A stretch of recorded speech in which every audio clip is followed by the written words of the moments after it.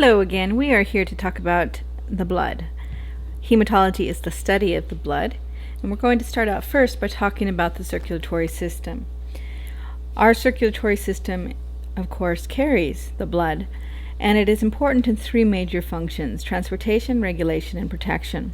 Transportation moves regulatory gas or respiratory gases such as oxygen and carbon dioxide, nutrients such as glucose, amino acids, fatty acids, and waste products such as urea.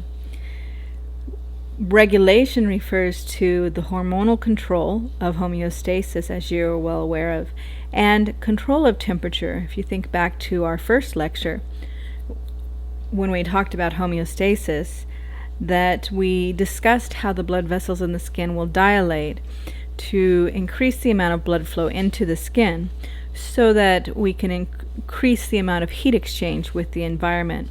Conversely, if we are too cold, those blood vessels will constrict to move blood away from the skin to decrease the amount of heat exchange with the environment so that we can preserve heat and keep the core body temperature elevated.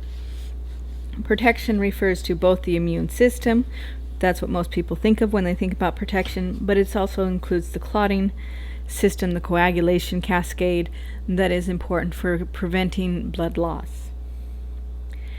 The circulatory system can be broken down into two major groups or two major systems. The cardiovascular system includes the four-chambered heart, as you can see here. That heart sends the blood into the pulmonary circuit and then into the systemic circuit. We'll discuss more about the pulmonary versus systemic circulation when we talk about the cardiovascular system in more detail in upcoming lectures.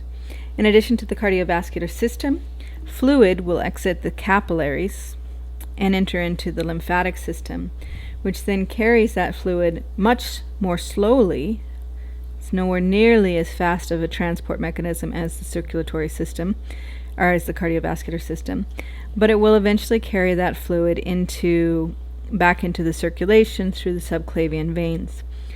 The lymph system has lymph nodes that are very important to its function, and those lymph nodes have white blood cells housed within them. And one of the advantages of the slow movement of fluid through the lymph system is it increases the possibility that pathogens or disease-causing agents will recognize and be able to respond to those pathogens.